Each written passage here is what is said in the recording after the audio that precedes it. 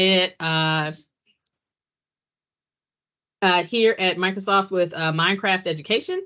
And Justin is going to do a bit of an intro of himself and an intro of the material for today. And I know it's jam-packed, so I'm going to go ahead and kick it over to Justin to get started so we have enough time to cover the wealth of material here today.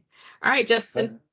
Thanks, Courtney, and hi, everybody. Great to meet you all. And can I just say good morning, good evening, good afternoon, whatever time of day it is from me as well. It's great you've all joined on this call to listen about AI-enabled classrooms with Minecraft. So hopefully there's something in this event for everybody. I'm going to walk you through shortly.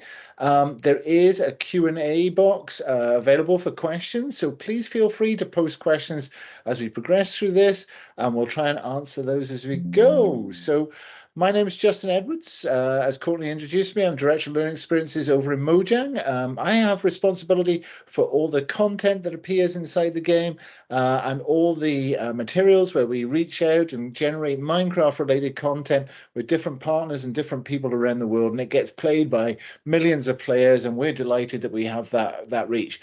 I'm an educator by background. I was formerly somebody in charge of the examination system in the UK, and I joined Minecraft because I have a great love for innovation in education, for ed tech, and particularly for the Minecraft product. And I've spent a lot of time with Minecraft in the classroom and working with people who ingest Minecraft into their teaching and learning strategies. I'm going to talk to you a little bit today about AI and Minecraft. Like I said earlier, I hope there's something for everybody in here. If you haven't come across Minecraft before, or you're completely new to it, right the way through to you have a really advanced understanding of AI and you want to teach it to, say, university level students, I hope I've got something here for everybody and something you can all enjoy and all participate in as we go through this program. So here's really the kind of outline of what we're going to cover. I'm going to talk to you about what is Minecraft education, just in case you haven't come across Minecraft in the classroom before. I'm then going to skip over to AI. I'm going to talk about generative AI and how AI is kind of evolving and some of the things we need to think about as educators when we start using AI and generative AI in our classrooms. I'm going to cover that topic. I'm then going to introduce AI and game-based learning, how we're going to bring that classroom, how we're going to connect something like Minecraft with AI together and make it really fun, really immersive, and really connected. And then I'm going to talk about crafting lessons. So I'm going to start off with how can we use, as educators, AI to actually build lessons. I'm then going to jump across to an example of how we might teach AI using Minecraft and how we introduce children to the concepts behind AI. And I'm going to do that with a maze challenge. I'm then going to look at actually leveraging the power of AI with students to help them with code and help them through all the basics of coding with support from AI tools and bringing that into the classroom. That would be about kind of middle-aged school, junior high school type students. And then right at the end, I'm just going to touch on some of the really advanced stuff. So if you're really interested in kind of Minecraft and advanced AI, where do you go and what do you start to look up? So there's a bit there for everybody, depending on where you are teaching in levels of schooling, etc. I'm going to present each section as we go, and then I'm going to have question stops. So there's opportunity for you posting the Q&A in the chat. Please do post that there, and you'll be able to answer questions, and I'll take a moment just to answer those questions. There's about 5 question stops to go through. You've already met Courtney, you've got AJ and Howard on the call today as well. They're going to keep an eye on those questions for me, and then we'll ask them to just highlight any questions, and hopefully we'll be able to answer and close those questions out as we progress through the sections. Please also feel free to post in the chat. Each section has pointers for resources, but what you'll see is AJ's posted in the chat already a link for a PDF file. All the links in my presentation today are in that PDF file in order as you'll present them. So you'll be able to click on things and participate. Feel free to click on links and have a go as we go through this, try things out and engage with the content as we develop it. One of the great things is I'm teaching you about AI, or I'm showing you AI, and some of the things and some of the questions I ask AI might actually have, if you like, different answers to the ones that I get. Isn't that a great thing? It's a bit of a kind of a live science experiment. So if you are trying things out, sometimes it won't be exactly the answers that I got from the AI system because it may answer them in a different way. So if you are experiencing that, that's the power of AI. That's the fun of it as we present through this, go through this presentation. What I'm not covering today is I'm not going to go deep on every single subject. I don't have time. I've got 55 minutes left to cover what we're going to cover with inside the topics. So I'm going to touch upon the surface, but I'm going to leave you with loads of links and loads of information so you can develop yourselves and pick that up. I'm also not going to cover new Minecraft gameplay features. It's not a presentation, if you like, about what's on the horizon for Minecraft. It's more what can we do with Minecraft in the classroom and what can we do with AI now. A lot of my presentation is K through 12, is kind of schooling years, but there's nothing to stop you from actually contextualizing it to college or university or different levels of education, even professional skilling if you want. You can take away the examples I'm going to present to you today and be able to use those in different settings. Okay, let's get started. What's Minecraft education? I know people on this call already have used Minecraft education, but maybe some of you are new to it. So I just want to touch upon that. So Minecraft education is the world's most fun, popular game, if you like, that's out there, used by hundreds of millions of players, used in many countries, used in 29 languages, actually adapted for education use. So Minecraft Education is the game where we can use it in the classroom. It allows us to explore STEM. It allows us to explore social and emotional learning. It has security features in it. It allows us to multiplayer and bring children together. And it allows us to bring education content and engaging content directly in the game. It's got a library of content covering math, computer science, chemistry, engineering. It's all there with inside the game. And you can use this in your classroom. It has immersive material. There are standards and subject aligned, so you know what you're bringing in from the game in order to teach certain subjects. And it's available across a range of devices. Okay, we support Windows devices, things like the Surface and PC that many of you are connected from, but we also support Mac and iPad, Android phone devices, Chromebooks. I mean, pretty much any device out there in the classroom, we're supporting it, and you can actually use our product on that device. So it's really, really diverse in how we use it. It's built on clear principles of game-based learning. So with games, you can fail forward or you have the failure dynamic. The idea that you can try things out and they don't quite work out in the game actually teaches us things about what went wrong, and learners can learn from that. It has simulations within inside the game so we can experience different parts of the world or different settings in time or different code constructs. It has flexibility, so we can actually introduce learners of different levels into the same game and they can experience it in different ways. It has systems-based thinking. It allows us to build empathy between the learner and the world around them, and also allows the learner to construct. And that's one of the things that's really, really popular in Minecraft, is that people can enter the game like a sandbox world, and they can build their 3D worlds and experiment and explore in those 3D settings. Super, super powerful way of learning that actually brings learning to life in many contexts.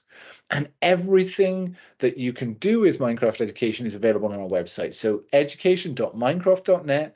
You'll see again in the Q&As that AJ's posted that sheet. So you can download that PDF and get all these links anyway. Education.minecraft.net. You go on that website, you'll find things for teachers, things for parents, things for IT admin. All the materials that you need are available for you to access. If you want to and you haven't got it already, you can download Minecraft to your device today. You don't need a logon. There's a demo version of the game. There's a free trial if you have a Microsoft account where you can actually have a number of goes without actually having to pay for a license. And then there is the licensed version, which gives you full access to the game as well. So if you haven't had it before and you haven't used it, please download it now. You're going to find it super, super useful. Also, there's free training. So if you're new to Minecraft and you're trying to introduce into the classroom and following this call today, you think, yeah, I definitely want to explore that a little bit more. go to MS Learn and go to the Teacher Academy. It's one of the links in the PDF document that AJ's posted in the chat. And that Teacher Academy is a 3-step online program that will take you through Minecraft education, will show you how to use it, will build your confidence about taking that into the classroom. We also run some online training sessions as well with people, not just the online service, and you can sign up for those. They run about once every 3 months, so check out our website for those and you can participate in those.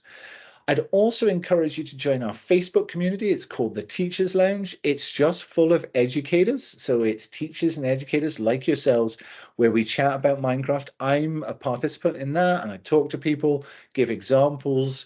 Every week I'm coming out with examples about how you can use it. You can interface and chat with me on that. You can also chat with other educators from all over the world. A great thing about the Facebook is it translates the language as well. So you can talk in your native language with people and pick up ideas about how you bring this into the classroom. You'll find some of the stuff from the talk today is actually already on the Teachers Lounge. Some of the stuff that I'm going to show you I've done as videos and posted there. So join that today and get more information and connect with fellow educators about that. Just one word of warning, when you do join the Facebook page, please agree to the group rules. You have to agree to the group rules in order to get into the page. But once you've agreed to that, then we can let you in and you can join 6,500 educators, over 6,500 educators currently on that page talking to each other. So just going to take a pause at this point, question stop in case anybody's got any questions. I'm going to check this. Is it going to be recorded? Yep, we are recording this one today. So people can view it later and you can share that with staff and other educators around the place. And if you go to the Facebook page as well, like I said, some of the materials that I use from today are posted there, so you'll be able to access that material as well. All right, no questions, we're gonna move on. So let's talk a little bit now, that's Minecraft. Let's talk a little bit about AI and the potential for AI in education. It's a really exciting time to be an educator. There's so much coming down the pipe with tools and ed tech tools and AI at the moment. We're trying to navigate it all and trying to understand it all and trying to understand what it means for the classroom and how we develop skills to be able to use that in the classroom. So I've got some tips for you about how you can get access to information about AI in education. So I would recommend, if there's one thing you came off the call today and did, is go and do this MS Learn course. This MS Learn course called Empowering Educators to Explore the Potential for Artificial Intelligence. It's not a very long course, but it's got lots of great information about how I, as an educator, can use AI in my classroom and how I can use AI with my students and what potential it actually has. It's a great place to start if you're an educator using AI. Highly recommend it. I'm going to touch upon some of the things that are in that course in this presentation today, but you'll be able to learn an awful lot more. And if you complete it, you get that badge you see there in the left-hand corner of the screen grab. You get that badge where you can actually access that. If you're interested in AI and developing kind of, rather than just being an educator, AI skills and building up your skills and knowledge base about AI and the things going on with AI at the moment, I'd also recommend this course. It's called the Microsoft Learn AI Skill Challenge. It's actually a collection of courses, and you can go really deep on how do I build content, or how do I use AI material, or how do I code and debug AI. There's lots of different pathways in this where you can build your AI capabilities and become an AI expert as you start to develop.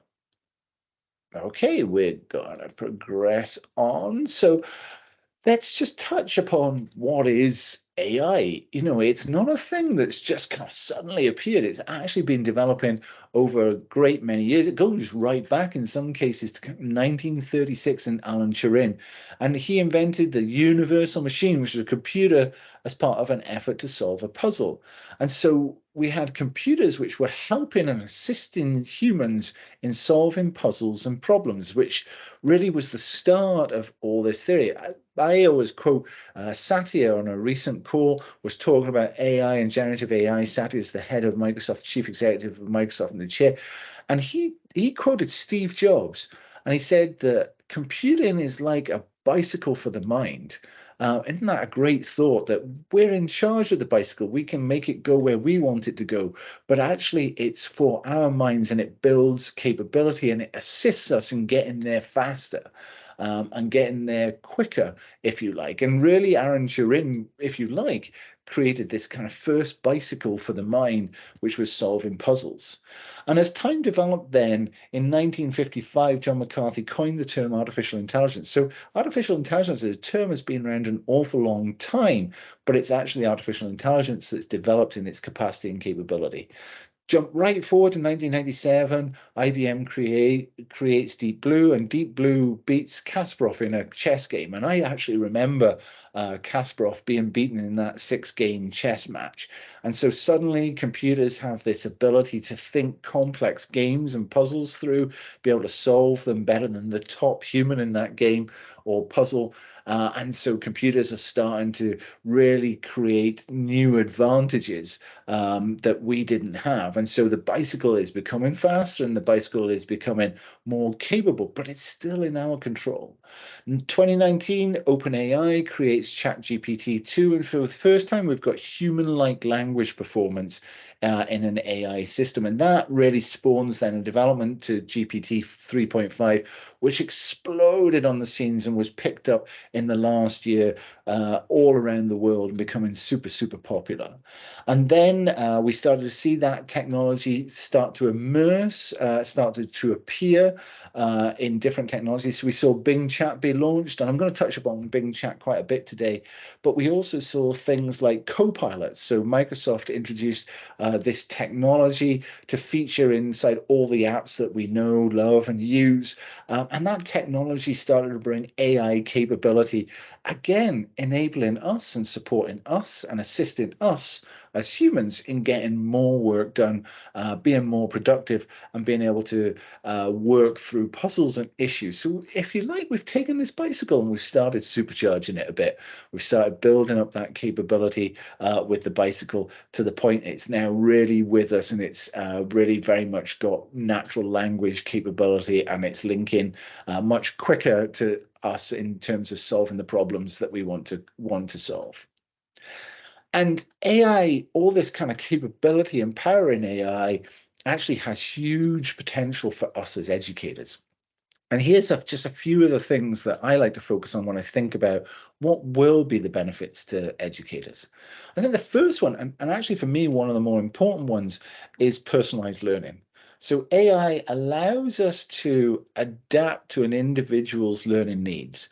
When we have a group, we're often trying to get our learning across the distribution from those who are challenged by the content, working with it. Their attainment is maybe lower. We're trying to support them. We're trying to give them formative feedback so that they can move forward in the curriculum or the standards that we're trying to work with. And then we've got young people or learners at the top of the curve who are stretching ahead. They're stretching ahead of where we are with the class at the moment. We've got this distribution, we've got this differentiation of learning going on. AI allows us to address that. It allows us to analyze and support those who need additional support and feedback. And it also allows us to create challenges and stretch for learners who are striving ahead or want to go deeper on a topic because they're really, really interested in that. It allows us to engage learners. So we can actually take topics and themes and remodel them in different ways. I can ask AI, I have this understanding. I'm trying to teach children or students how to understand it with me. I need different ways and approaches that I might take to that understanding. And AI can very quickly allow us to pivot into different areas of learning. We can analyze data really effectively. It can summarize information and bring that back, large quantities of information, and bring that back to us in a summarized form. So very quickly we can get to the key topics that are going on inside our classroom. It can improve accessibility. So we've seen things like immersive reader in the past allow children to be able to access text, but we can also adjust vocabulary so that younger students can access the content that we're trying to deliver. And it allows us to very rapidly create custom content. We can take a theme or an idea and build a lesson plan in a limited amount of time and be able to bring that to learners. So we can become more productive at bringing learning to learners using this technology. So huge opportunities for benefits. It also offers opportunities to create personalized learning experience, to automate tasks, to create more immersive experiences for learners. And as they continue to advance, us for educators need to be engaged and prepared to ensure that all learners have the opportunities that this technology actually brings. And I think that this is one of the most exciting times in education today. We've seen, the web come alive and change our classrooms. We've seen technology get more powerful so that we can do more things with graphics, or we can create more materials and documents to support it. But this is a game changer for education because it allows us to differentiate. It allows us to pivot and explore topics. It allows us to extend learning in different ways and in faster and more rapid ways. And so being on top of this topic right now is an important thing for educators as we learn. And that's why I'm really delighted so many of you joined me on the call today. I'm going to touch a little bit on generative AI. So generative AI is a form of AI. It's the bit that's Chat GPT, that's Bing Chat, that's emerged onto the scene and completely kind of transformed some of our views around what AI is capable of. And it's been operating in the background for a number of years, but it is a newer piece of technology that has emerged and has changed the thoughts. And what it does is it takes large amounts of text and large amounts of information or visual data. We can prompt it to do something, and it's then able to create new content or new ideas or new concepts from that and reiterate those back in language or in image arts. And because this is creating new information, we do have to be careful that we always check it for accuracy. One of the things with generative AI, and you'll see in an example I give later on, is that it can actually be super confident. I know the answer. Here is the answer. It can be really confident, but we as educators need to know our subject still because we need to check that it's getting that right. It can speed us up and it can save us a lot of time, but we still need to be in control of how we bring that into the classroom. So generative AI can create content for us. It can create PowerPoints or PDF documents or materials or videos or images that are useful for us to use in our classroom. It can generate code, and so it can help us actually iterate over code to improve code. It can recognize images and generate images, so it can give us feedback on what the images are and how we might use them. It can create summarization of large volumes of text. It can summarize novels really quickly if we want to and give us the key points of learning so that we can move forward if we only want to go into the surface rather than in depth. It gives us advanced search capability, giving us a natural language process in the material we're searching in a conversational format. And it allows us to have questions, answers. I can go deep on pretty much any topic and get some useful questions answered as I explore that topic. So you can imagine the fun of that as a learner or as an educator, where we can go into a topic at any depth we want and really start to explore that through question and answering techniques. The key with generative AI or these large language models is prompts. And the second thing, if the first thing was take away the MS Learn course and do that, the second thing I'm going to say to you, you need to take away from what I'm talking about today is get your prompt right. If you write really good prompts for the AI to generate material, you're going to get better results. I'm going to talk a little bit about prompts as we go through this presentation. But if you want to know more, there's another link in that PDF document that I've provided, which is actually a guide to the art of the prompt. So you can all go and create prompts in a better way, and it teaches you how to get the best out of it, what techniques and tools you need to use in order to create those great prompts and get great results. And I mentioned earlier, if you're using LLMs in the classroom, always fact check, okay? They can be super clever and they can give you lots of great information. And the vast majority of the time, you will get accurate and useful information out of a simple prompt that you'll be able to use in the classroom. But you do need to fact check. And what you're going to see is I'm going to use Bing Chat. There are other LLMs, M's available, but I'm going to use Bing Chat. And one of the reasons I like to use Bing Chat is that it gives me sources. And when I have sources and the safety features that it brings, it means I can always quickly check, is it actually using reputable sources? Is it using sources giving accurate information? And is that helping me, if you like, with the results that I'm getting and how I'm going to use those directly in the classroom? So just always be cautious of that. And then we're off into what are the opportunities of all this? As we bring this all together, what does this present? It allows us to accelerate learning. So it engages learners by providing interactive experiences, experiences that are at their level, that are actually real time, can give formative feedback. It allows us to analyze data and summarize and be able to tell where learners are. It allows us to personalize the learning journey as well, creating individual experiences, again, at the level that we want. It can actually bring inclusivity into the classroom. It can allow us to level and achieve and change the narrative to suit those inclusive needs of a learner. It will improve our efficiency, and you're going to see some of the examples of that straight away here as I demonstrate this today, and it will prepare the learners for the future. AI is going to be in the workplace, it's going to be in society as they exit out of school or college. So if we prepare them now through our teaching, they're going to be ready for whatever the future holds when they come across that. Okay, let's take a question stop. Have we got any questions in the chat? Courtney or AJ, have you picked anything up? Nope, not yet. All right. We'll keep on going. Remember, if you want to use the chat, the Q&A is there. Just post your questions as we progress. I'm sure you're all delving into the links maybe in the PDF format. So let's get going with some Minecraft. So this first example is actually how can we use it to help us as teachers use this technology. I'm going to do this. This is a basic example, and it's really designed at elementary school, but you can use this at pretty much any level of learning, and you're going to be able to use this. I'm going to show you how to create a lesson plan designed for Minecraft education lesson that immerses students in a creative exercise.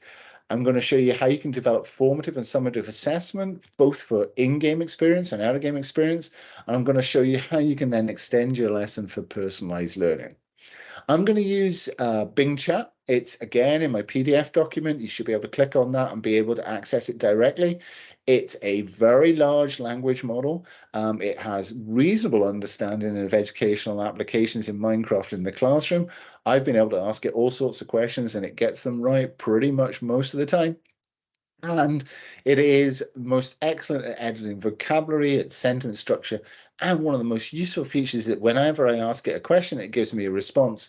It tells me the sources from where it got that material from. So it's super useful when I want to check the responses I gave. I'm going to use this in conjunction with build challenges in Minecraft education. So build challenges are template worlds that are already pre-produced for you to use. I'm going to give you 3 examples here. We have one called Build in the Community, which gives you a template of a city or a village, and you can ask students to build houses or libraries or schools or car parks or whatever you want to discuss with them. You can do that through that template.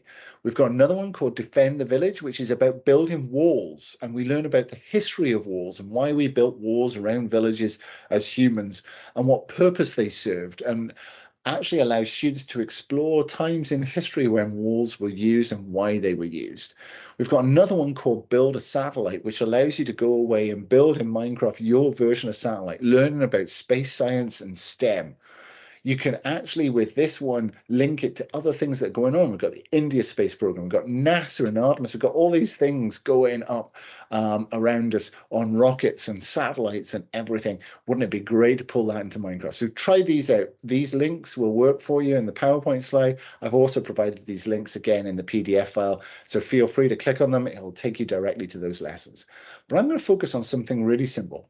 There's a game called Build a Moat. And all it does is it gives you a little castle, and the idea of that castle is that you encourage students to build moats. And when we're building moats, we have an opportunity to learn about history. Why were moats used? When were they used? What function, what purpose did they have? What features did they have? It allows us to do creativity because we can make the moat really beautiful and engaging if we want to as well. And it allows us to engage as groups or teams if we want to. We don't have to build the moat on our own. We can connect together in multiplayer version and use that.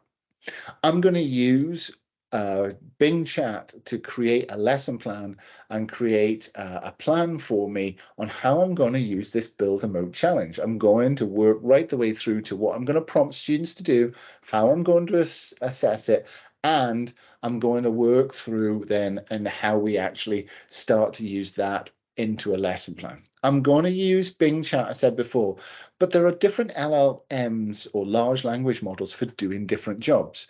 Bing Chat is a really good general LLM. It allows me to ask general questions and get general responses on a variety of topics in a conversational style. But if I was coding, I don't have to use Bing. I could use a thing called Codex, which exists as part of the ChatGPT program as well. There are other ones available to us, including like GitHub, AI plugins, plugins for VS Code. There's all sorts of ones out there. Explore them because there are different ones for different purposes and different needs. I'm just using one example here because it's a good one for a more precise general conversation that's going to build my lesson plan. I mentioned earlier on that the real secret to using generative AI from an educational perspective and a more general perspective is a good prompt. What you prompt into the engine will dictate what you get out of the engine. So what you feed it is really, really important to get great results. Take your time to build a prompt. A prompt isn't just a sentence. The more specific you can be, the more information you can provide, the better result you're going to get back. So in this prompt here, I'm going to host a Minecraft education build challenge. It's going to be for children 8 to 12. So I'm already giving it a context of the vocabulary and the tone of voice that I want to use because I want it to reach these young students. I want the class to be about 40 minutes long, so I don't want a challenge that's too big or too overly complex that can't be addressed in the time limit that I've got. And I've purposely used, I want the machine's help in crafting it in craft and engage and build challenge. So I'm asking it and I'm really challenging to think about its language so that that language engages the student in the work I'm going to set. I've asked it to respond in one paragraph. Not producing long responses reduces the likelihood of error. So what we want it to do is we talk about it not hallucinating when it gets into really, really long responses and starts producing alternative versions. So what we want to do is have short responses. So I've asked for a paragraph and I want it to be this inspiring challenge, incorporating elements that spark their imagination. So again, unlocking that kind of creative tone with inside the LLM to get really good response. And you can see here, I've posted on this link here, the response I get when I post that to Bing Chat. I'm using the more precise model. Bing Chat has 3 settings. I use the middle one or the more precise model, and I flip back and forth between those two depending on the work that I'm doing to get the precision out. And I want to be precise on this because the language is really important for this. And it's given me, welcome to Minecraft Education Build Challenge. Today we'll be using the Minecraft Education World Build a Moat to create a unique and functional moat around a small castle. Your challenge is to use your imagination and creativity to design a moat that not only protects the castle from invaders, but also adds beauty and interest to the landscape. So we can see here it's suggesting that I'm not just looking at functionality, but I'm looking at design as well. And that's going to be really interesting when we ask learners to think creatively and functionally with inside their moat challenge. Incorporate natural obstacles, it says, such as rivers or waterfalls, special features such as drawbridges or secret passages. So again, it's introducing ideas and concepts in the narrative so that learners don't feel that they haven't got somewhere to start. They can immediately start by building a drawbridge or investigating what that is. And remember, the sky's the limit, it says, so let your imagination run wild. So again, it's just trying to use inspiring text, immersive text that brings that imagination to life. So we have ourselves a prompt or a challenge that we could use with children to engage in this particular lesson. So I actually get into a conversational style with Bing. And if you want to build good prompts, you can use the conversational style. It actually sometimes produces better results as you develop out your conversation with it on this particular theme. And I say, well, that's great. I would like you to provide a simple 3 bullet point rubric for assessing the student's work. And like an assessment criteria if you haven't come across rubrics before. And I want you to include 2 levels, good and awesome. So I'm being specific. I don't want failure in here. I want to fail forward. I want good, and I want people then to stretch themselves creatively or in design process or in innovation. So I'm asking it to actually develop those 2 levels of thought, good and awesome. You can see it's taken that on board and it's actually produced a 3-stage assessment criteria for design, for teamwork, and for problem solving. And isn't that great that it's actually picked up on, I've said, use growth mindset to expand and extend learning, and it's building in 21st century skills by default into the response it's given. And I could really take these individual rubrics and assessment criteria in helping me build formative assessment of how the learners are performing against the prompt. Obviously, I want the learners to learn a little bit about the history of moats and castles and just get involved in kind of what we're actually building and why these things existed. So I can ask it, if you like, give me some background on moats. I've told it the age group. I've told it the key design aspects because we're taking this back into Minecraft. And it's gone away and come up with a moat is a deep, broad ditch that surrounds a castle. It's telling me what it is, telling me how to use it. But look at the bomb there circled in red. It's given me the sources that it's using, so I can go and check those sources for accuracy should I wish. And so this is super useful. It's given me an assessment criteria. It's given me some teaching material. It's given me the prompt to work with learners. So I just say, great, at the end, bring that together and convert that into a lesson plan. And there you go. It builds a lesson plan for us. It gives us my lesson. It gives me my objectives. It gives me how I might structure my lesson and how I can take that through the time. And look, it's 40 minutes. So remember back at the start in that prompt, I said 40 minutes. I've got myself a 40-minute lesson plan on building a moat in Minecraft Education Edition. I talk to it maybe about how I can modify that, and it gives me ideas for modifying for older students in the classroom. I could do that for extending the lesson if I wanted, or if I wanted to, I could ask it to map to standards. It knows the state standards. So if I wanted to map to my local standards, give me ideas of the areas of the curriculum or the standards that are covered through this lesson plan. We set our learners to go, and look what they produce. Isn't that great? They go and produce brilliant examples of moats. We see the one on the left is a pretty straightforward example. The one on the right, the students really gone and built their own world at this point, started building an island, understanding, putting a little bridge. They've got turrets starting to form on there. They're really taking their time to build a more detailed creative build in Minecraft to share with us. So we start to see different outcomes from students. If you wanted to, you could use other LLMs, or you could use image generations to add other values to the lesson that you're just creating.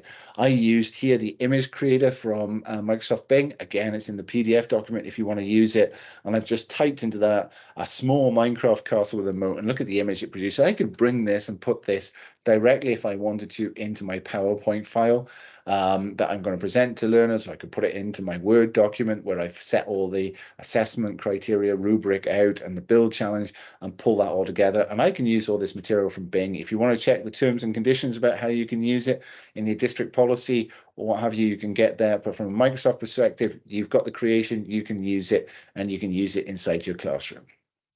I'm just going to finish this section with just a little moment to talk about the ethics and also responsible use of AI. One of the big discussions that's going on about AI at the moment is how do we use it responsibly? And the great thing from Microsoft is that there is a responsible AI principles from Microsoft, which are really good for testing. Are we using this AI? Are we using this technology in the classroom responsibly? In some countries around the world, they're starting to consult or produce frameworks on responsible use of generative artificial intelligence or general intelligence, generative intelligence. And I've put an example there, and I've put it again in the PDF document from New South Wales government in Australia, who have a generative AI for schools consultation coming out. And I've used those 2 models I think they're really good testers. So I've kind of tested my lesson here against those models. So the teaching and learning, the tools should be used to enhance teaching and learning. Have I enhanced teaching and learning? Well, I've definitely enhanced my lesson plan because I've been able to explain moats, I've been able to build a criteria, I've been able to concentrate more on the fine tuning of that lesson, getting a lot of the baseline work done for me by the machine. It's an inclusive lesson, so I can actually extend the lesson. It's all about achieving a standard and extending beyond that standard. It has transparency, so I have clear information. There's no discrimination against groups. It's a fair access program. And also, I have remained in charge. I could have edited those materials or ingested them. It's just supporting me. I'm still writing the lesson. I'm still engaging the lesson. And no data has been shared here. I haven't shared any information about learners or my class. I've just merely asked it for information about a lesson that I'm producing. So we can use frameworks here to very quickly assess, are we being responsible in the use of the AI in this classroom setting, and is that reasonable? So another opportunity, I'm going to take just a short break to take a sip of juice, but are there any questions in the chat?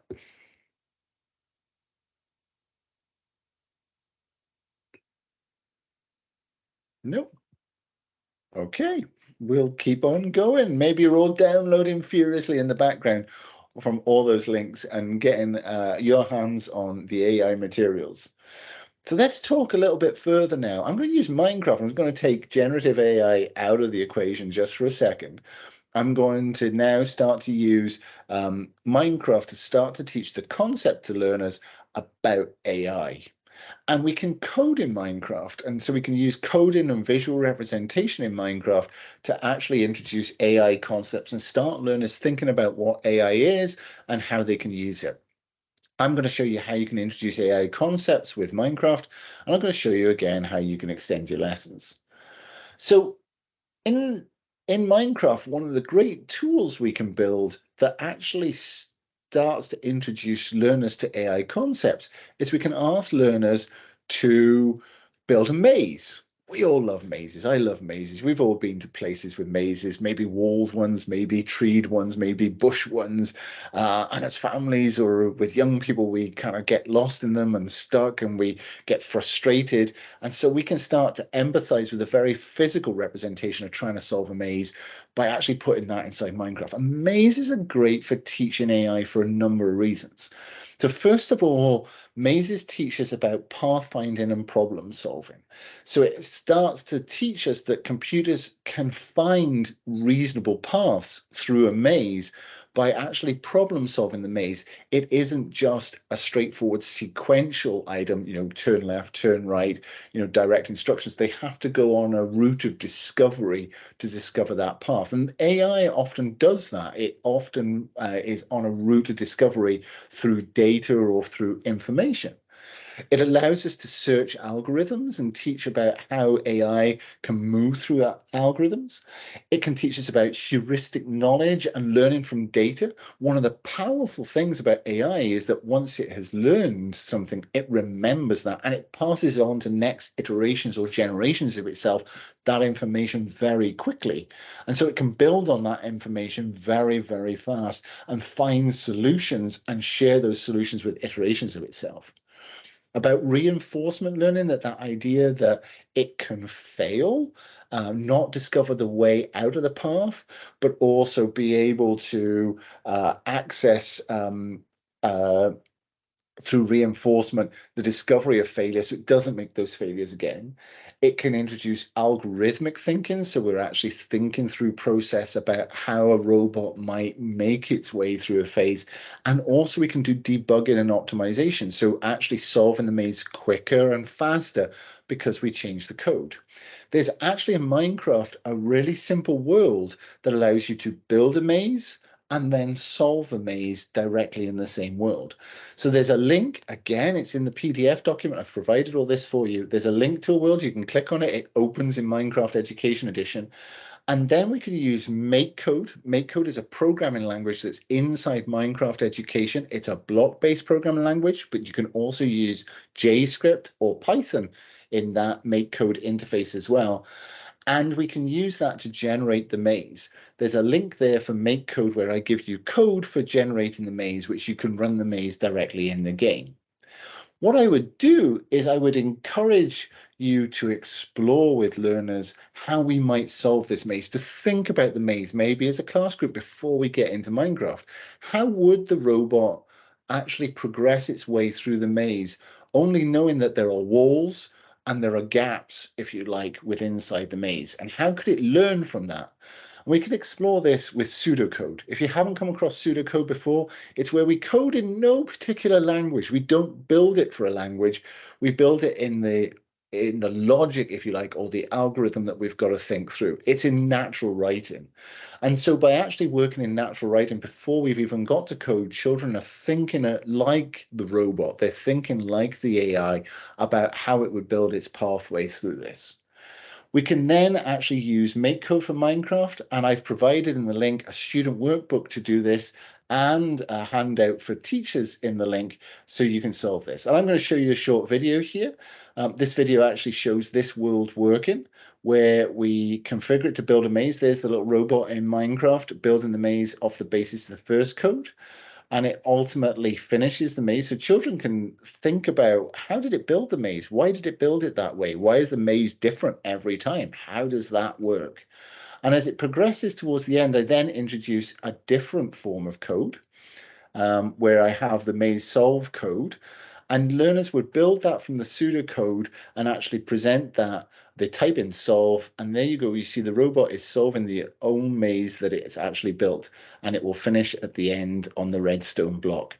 All the code's provided for you. The great thing is that this code's only about 19 lines long. It's not big, complex code, but it really allows children to empathize with what's happening with inside a robot when it's trying to solve particular issues. Okay, that's the end of that section. Again, any chance for questions? We pit stop. Nope, we're good. All right. Sky, you said, I'm curious about applications of Gen AI as a sort of tutor in education. I found that I can gain a lot of understanding through conversations. Yeah, well, Sky, you've actually already predicted my next lesson, my next example.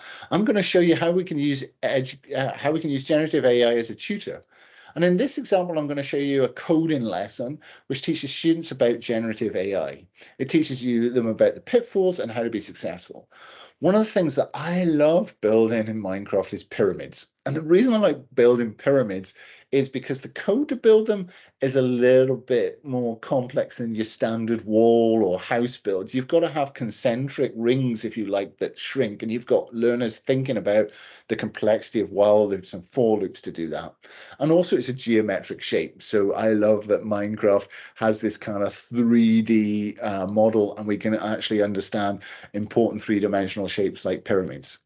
If we set children as a challenge, build a pyramid in Minecraft. That's simply it, build it. And here's a generative AI tool like Bing. If they typed in, I want to create a pyramid in Minecraft education, they would get a result out. And here's Bing being really confident. Sure, here you go. Here's a script that builds a pyramid in Minecraft. But actually that script won't work because Minecraft doesn't support anything in that language. So it's been super confident, but it's given us the wrong text. In this example, I actually challenged it. I said, this looks like JavaScript. And I thought I was going to get Python. And it apologizes to me. Oh, yeah, you're right. I got it wrong. And it doesn't give me any more information at that point. So I've got to ping it again. So LLMs actually scrape huge amounts of information from the web, and they get it from all sorts of different sources. And sometimes they put that together and don't put that together necessarily in the right order. And so when it comes to Minecraft education, where it doesn't fully understand the coding language in Minecraft education because it's mixing it up with consumer Minecraft, it's producing wrong results. And this teaches children, actually, you can't just go in and solve a problem. You've got to use it as an assistive tool. You've got to use it to work alongside you. So Bing doesn't support block coding, for example, either. So if a child tries to solve it with block coding, it's just going to get JavaScript type of text, which won't run it in the game. So we're straight away teaching that there's no quick. Yeah, LMN, it should be LLM two L's and an M, which is large language model, Roderick. Large language models is the generative AI that pulls all this large amount of language information from the internet and brings it in so we can generate it. But it's going to make mistakes. And that's what we're teaching children here is they make mistakes and they're super confident. But if you use it as a help tool, an assistant to you, you're going to learn, you're going to debug, you're going to code, and you're going to solve it. One of the things you can do is ask it to generate pseudocode. So without any particular code, give me an idea of the structure of the language it's going to build, if you like, a pyramid for me. And this is a really good, it's not in any particular language. I don't copy and paste it in. It's not going to serve me any purpose there, but it allows me as a young person to think through the things that I have to do in the code in order to get to that solution.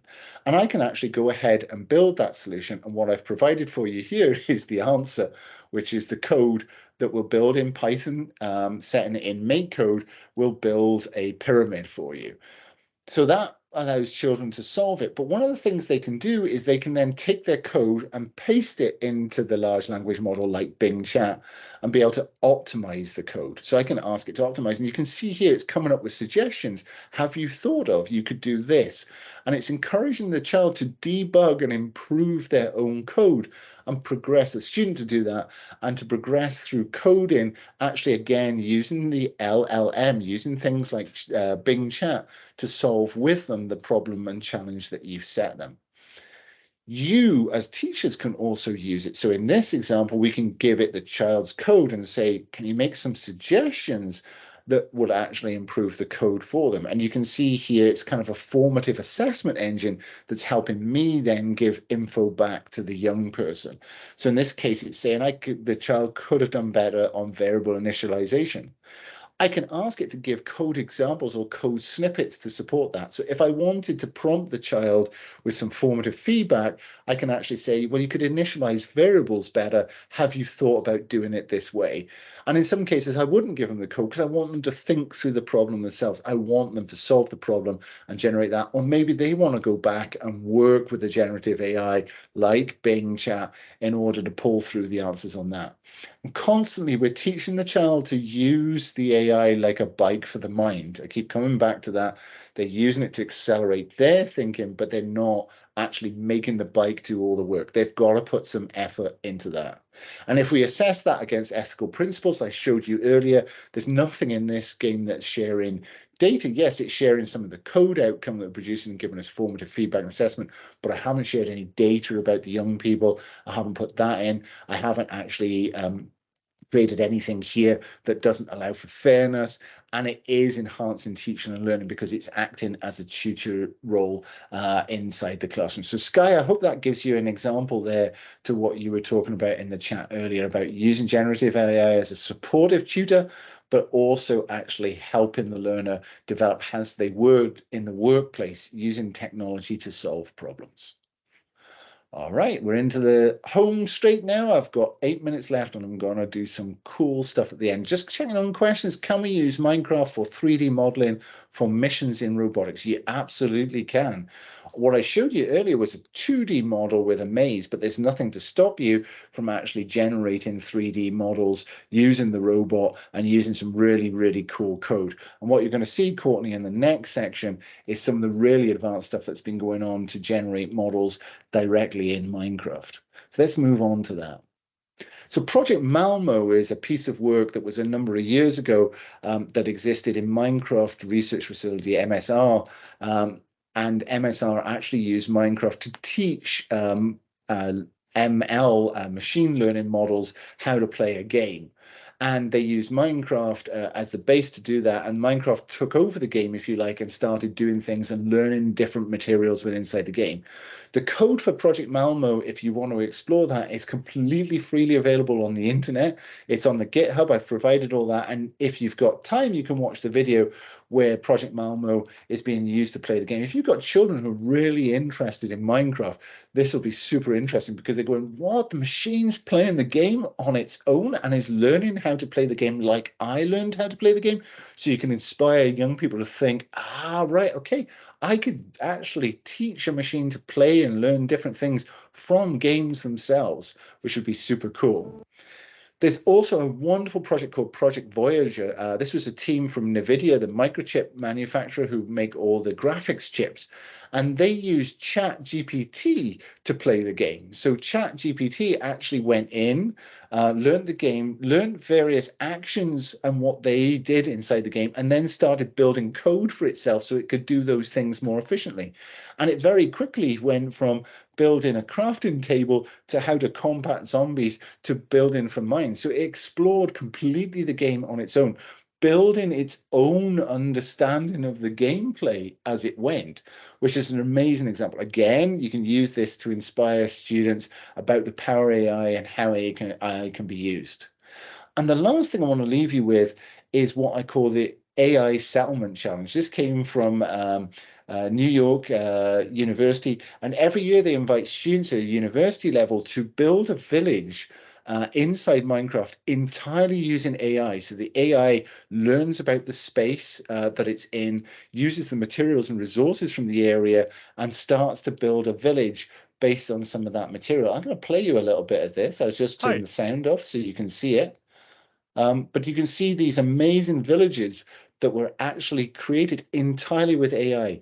And each year the teams come back and they improve their code for generative AI. So it's more artistic, it's more detailed, it's based on a particular theme as well. Again, if you've got Minecraft players in your class or they're super interested, this is a great way to inspire them, maybe to become AI programmers or to start to participate and learn in the power of AI and how we can use it. We can use AI like this in Minecraft, but there's nothing stopping us from using AI to actually start to think about how we build better sustainable cities or better villages or how we create better road systems, because exactly the same principles apply that actually happen inside the game. And look at, if you saw that last example there, it was building a maze inside the game. So it was actually building games with inside games in order to develop up better villages and better, more interesting villages. So again, all the links for all these examples are available directly in the chat. So that is all I have to share with you. I hope that you've learned a lot. I told you about Minecraft education. Hopefully you learned something about generative AI and the power of AI. We looked at how we can introduce AI and game-based learning into an interactive classroom, either by supporting our class, supporting our students, or actually developing materials. We learned 3 examples, and at the end, we were looking at some really, really powerful uses. My challenge to you is I'd love you to go away and do something with Minecraft and share it out with the community to practice. Maybe build a lesson plan or actually take your students and learn how to code or improve your code. But whatever you do, share it with everybody. There's my details. You can reach out to me on LinkedIn. You can email me. I'm on Twitter. But also, I'd encourage you join that Facebook group if you want to chat more with other teachers and educators around the world on these topics, or you want to chat with me, join in that group. We'll definitely be there ready for you. Thanks for listening. Hope you got lots of information. I'll stay on the call for a while. Happy if anybody wants to come off mic or post anything in the chat, and I'll answer all your questions. Thank you, Justin, for joining us today. And thank you, everybody, for attending. Please take a moment if you have any questions to stay on and chat with Justin. For everyone else, just have a great rest of your day, evening, or afternoon.